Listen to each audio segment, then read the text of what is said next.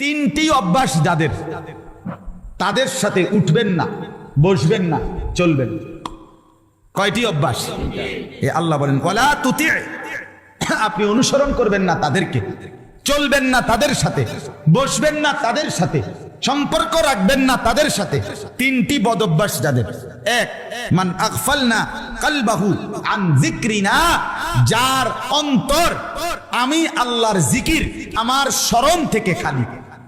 3 ঘন্টা যার লগে চলার পরেও একবার নাফরমানের জবান দিয়া আল্লাহর নাম বের হয় নাই, সুবহানাল্লাহ, আলহামদুলিল্লাহ, আল্লাহু আকবার, লা ইলাহা ইল্লাল্লাহ, এমন কিচ্ছু বাইর নাই। শুধু দুনিয়া, শুধু বেড়া, শুধু বেড়ি, শুধু ভাত, শুধু চাল, শুধু লাউ, শুধু কদু, শুধু ফাঙ্গাস, শুধু তেলাপিয়া, শুধু এই দুনিয়া দুনিয়া দুনিয়া, এই নিয়েই কথাবার্তা, এগুলো নিয়েই আলাপচারিতা। আল্লাহর নাম, নামাজের কথা, আখিরাতের কথা যার জবানে নাই, যার দিলে নাই, যার উচ্চারণে নাই, আল্লাহ বলে বন্ধু তার সাথে উঠবেন না, বসবেন না, চলবেন না, সম্পর্ক রাখবেন। নারে তাকবীর, নারে তাকবীর। জরুরি।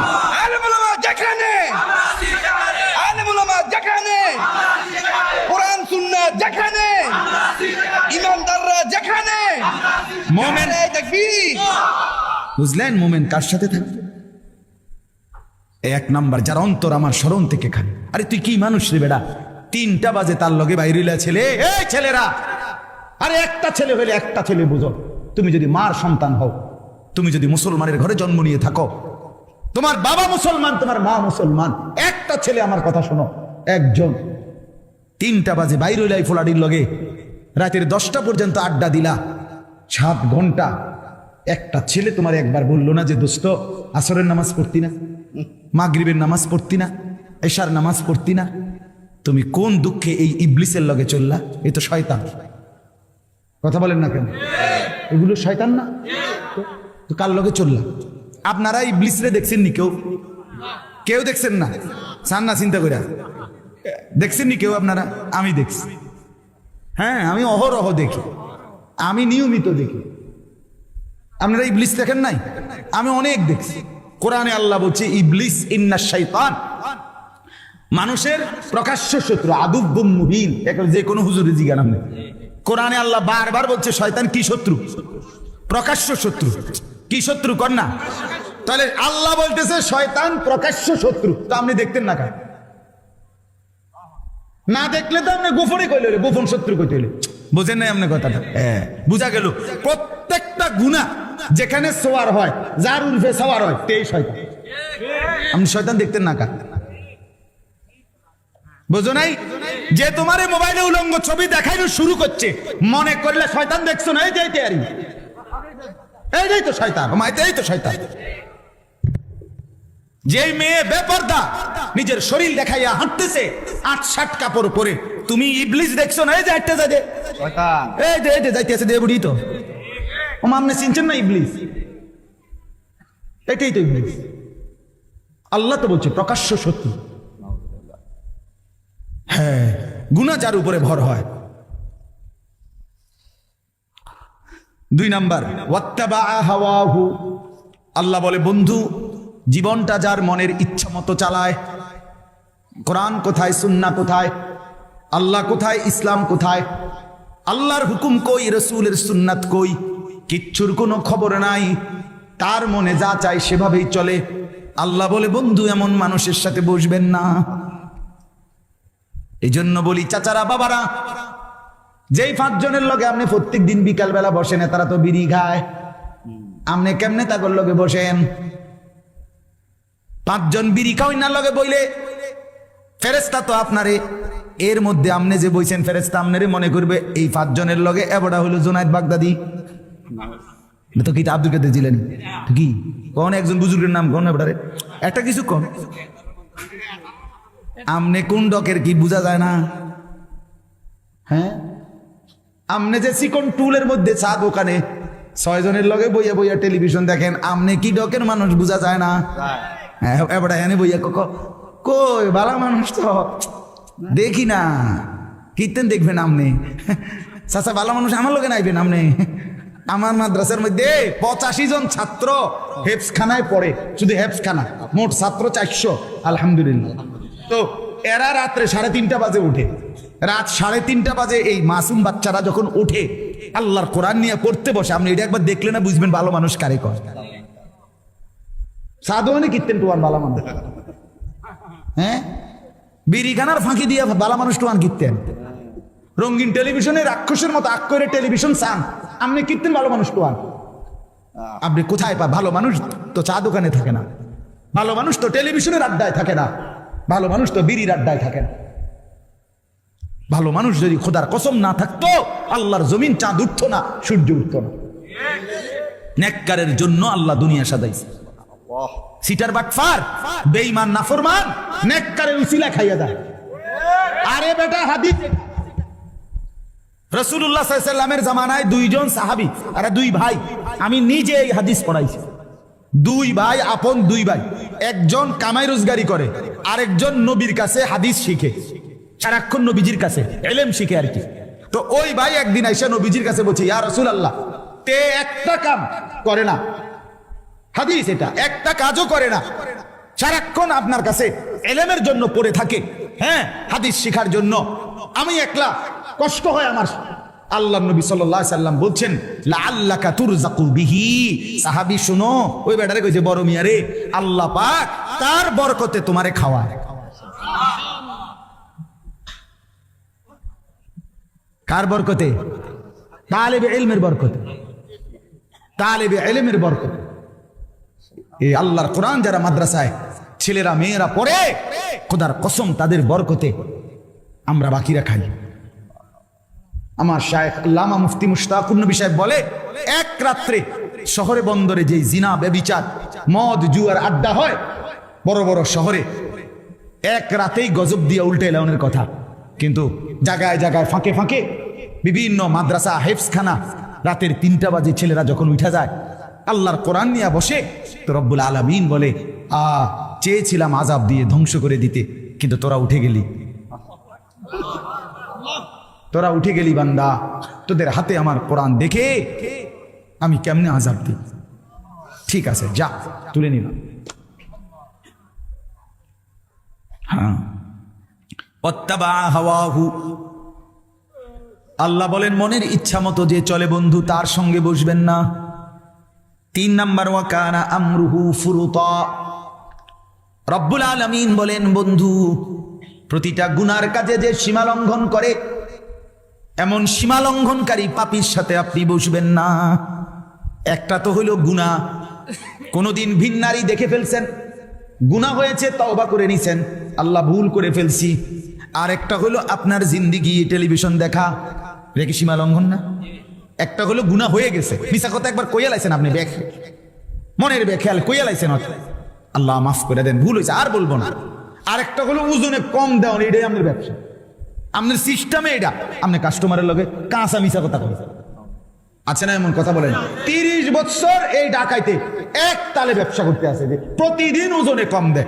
3 নম্বর মালেরে 6 নম্বর মালেরে কয় 1 নম্বর, কয় যে এই জাফান থেকে আমরা বাড়ি উঠে হালাইছি, এয়ারপোর্টও আইছে না, ডাইরেক্ট এন্ডিয়া যাইতে সময় বিমান, জাফানের তে যাইতে সময় এন্ডিয়া হালাই দিয়ে গেছে, ডাইরেক্ট জাফানি, মানে আমরা সালে ফুটছে জাফান। এরকম মৃত্যু আছে কিনা বলেন না?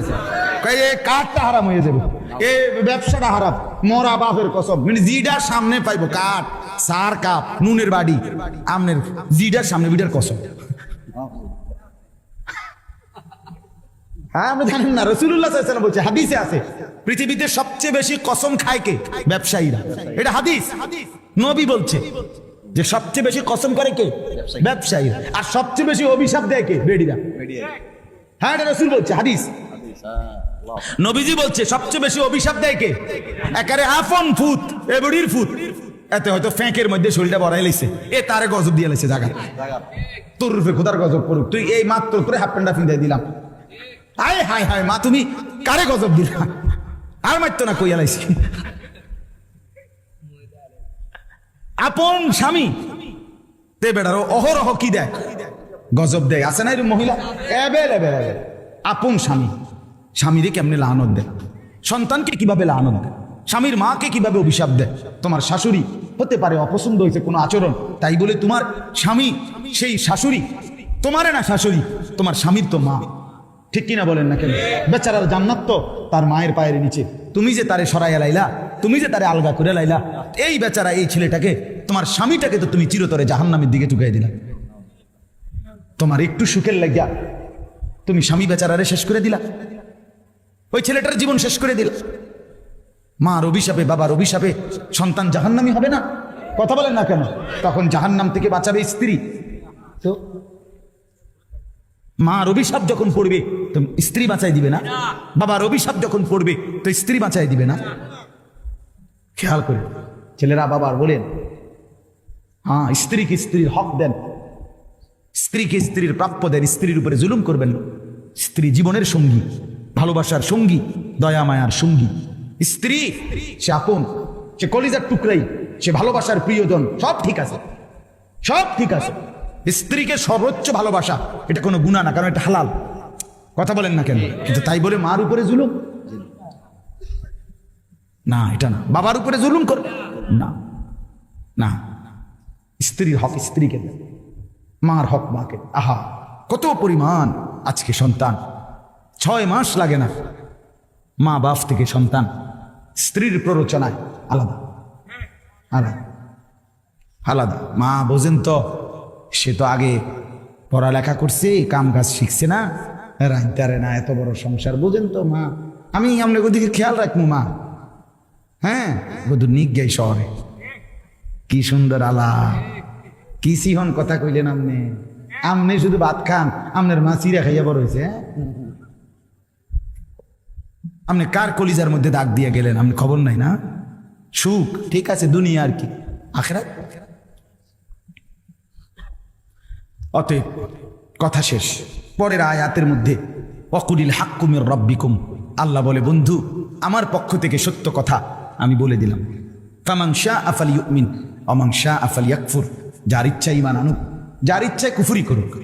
মনে রাখবেন, ইন্না আ'তাদনা লিয-যালিমিনা নারান আহাতা বিহিম সুরাদিকুহা, আমি সমস্ত পাপী নাফরমানের জন্য এমন জাহান্নামের আগুন রেডি করছি, যে আগুন মাঝখানেও আগুন, চতুর্দিকের বেষ্টনীর মধ্যেও আগুন।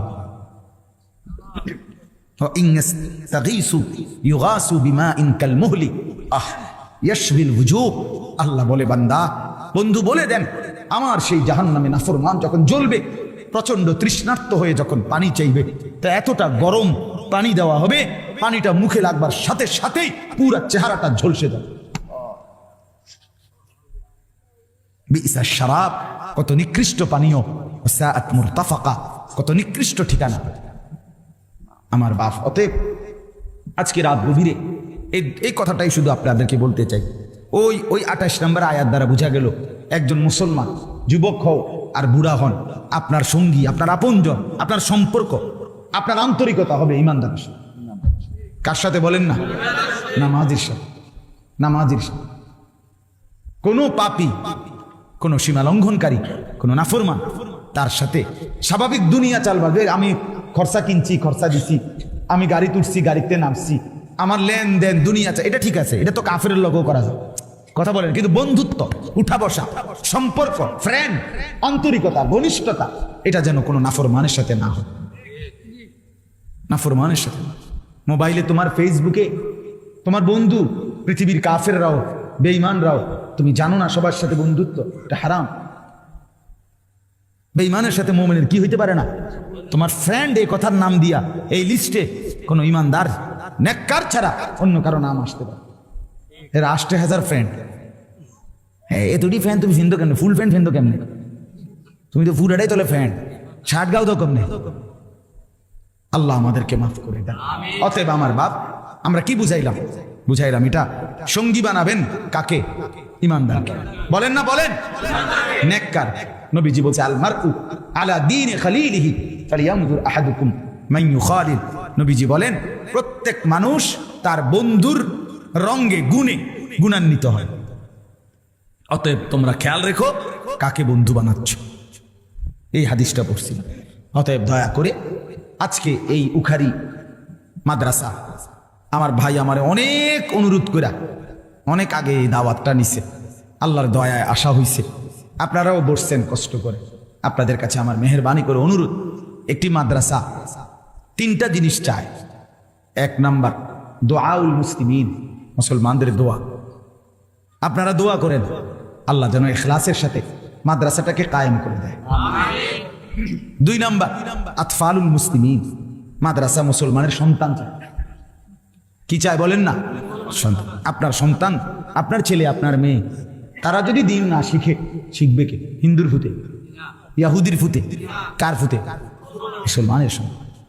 মুসলমানের সন্তান, মুসলমানের সন্তানকে দিন শেখাইতে হবে। আর শেখুল হাদিস আল্লামা আজিজুল হক রাহমাতুল্লাহ আলাইহি বলতেন যে এক মুমিনের যার মধ্যে নবীর ভালোবাসা আছে, তার ভালোবাসার এটাও একটা প্রমাণ যে সে নিজের বংশধরকে দিন শেখায়। কেন? কয় যে সে বিশ্বাস করে যে আমার সন্তান যদি আলেমা হয় নবীর ওয়ারিস হবে, আর নবীর সাথে আমার সন্তানের নামও জুড়বে ওয়ারিসের তালিকায়। এটা তো আমার রসুলের প্রতি ভালোবাসা, আমার মহব্বতের একটা চূড়ান্ত সীমা। এই জন্য 2 নাম্বার সন্তান। 3 নাম্বার আমওয়ালুল মুসলিমিন, মুসলমানের দান সাদাকা। আপনাদের দান, আপনাদের দান, আপনাদের সাদাকা। কারণ এখানে দুনিয়ার কাফের বেঈমান, দুনিয়ার মধ্যে যারা গুনার পরিবেশ ছড়ায়, তারা এখানে দিবেন। দিবে কি তারা? সবার নজর মাদ্রাসার মধ্যে কি কি ত্রুটি আছে। এক সুতা চুনের থেকে পান খুসলে, পানের থেকে চুন খুসলে 1000 ক্যামেরা রেডি। বুঝেন নাই? উদ্দেশ্য একটাই, মুসলমানের কাছে মাদ্রাসাকে ঘৃণিত করে। তাহলে এই জন্য আপনারা যদি সহযোগিতা না করেন, আপনারা মুসলমান, আপনারা ইমানদার, আপনারা দিনদার, আপনাদের সহযোগিতায় মাদ্রাসা আগাবে। আপনাদের এই হালাল টাকার থেকে, উপার্জনের টাকার থেকে অল্প অল্প করে দেওয়া। বলেন, শুনেন কথাটা বুঝছেন? ছেলে মেয়ে বিবি বাচ্চার জন্য যে সংসার করছেন, এটার জন্য যা খরচ, এটা যেমন আপনি করছেন, আপনার আখিরাতের জন্য দান সাদাকা এটা আপনারই জন্য। বিশ্বাস করে এটা মাদ্রাসায় দিছেন, এটা আপনার গায়ে লাগছে, তা আমনের কামাই করা টাকা যে আমনের বিবি বাচ্চা খায়, এটাও তো আমনের গায়ে পড়ে না, তাদের জন্য ব্যয় হয়। তো ওইটা যেরকম সওয়াবের আশা, খোদার কসম দ্বীনের জন্য দেওয়া এটাও সওয়াবের আশা। রাসূলুল্লাহ সাল্লাল্লাহু আলাইহি সাল্লাম আমাদেরকে উভয় ক্ষেত্রে উৎসাহিত করছে, বিবি বাচ্চার জন্য খরচ করো, আল্লাহর দ্বীনের জন্য খরচ করো। এই জন্য আপনাদের দান সাদকা করবেন। আজকে এখন এই শেষ 2টা মিনিট, আমি দিলেও শেষ, না দিলেও শেষ। 2 মিনিটে আর যদি কেউ বলেন, মৌলানা সাহেবের কাছে বলছিলেন, এখন আর বলবেন কিনা বা দিবেন কিনা নগদ, মেহেরবানি করে যদি একটু সহযোগিতা মাদ্রাসার জন্য করেন ভালো হবে। মাদ্রাসার কয় তালার জন্য ছাদ করবে? 2 তালা। সিমেন্টের বস্তা লাগবে। যদি মনে করেন 2 বস্তা, 5 বস্তা, 1 বস্তা সিমেন্ট দিবেন, তাও বলেন। এই 2-4 মিনিট, আমি লম্বা কালেকশন করব না, এক্ষুনি দোয়া করছি। বলেন ইনশাআল্লাহ। বলবেন কিনা আর কেউ? না বললেও বললেন না আর কি। কিন্তু আমি মনে করি আপনারা ভালোবাসা বললে, সহযোগিতা করলে আপনাদের লাভ। যিনি দিবেন, আমার শায়েখ আল্লামা মুফতি মুশতাকুর নবী সাহেব বলে, আমার বহুদিন বলছে, মাওলানা আল্লাহর বান্দাদেরকে শোনাবেন, নিজেও করবেন, যেখানেই ভালো কাজ সেখানেই যেন আমার নাম, এটা যেন একটা জীবনের স্লোগান হয়। প্রতিটা ভালো কাজে আমার নাম কি লাভ হবে? হাসরের ময়দানে তখন নেকি দেখা খুশিতে আত্মহারা হয়ে যাবে যে সুবহানাল্লাহ, কত জায়গার থেকে আমার নামে কত নেকি। বলেন ইনশাআল্লাহ। বলবেন আর কেউ? সিমেন্ট দিবেন, সিমেন্ট।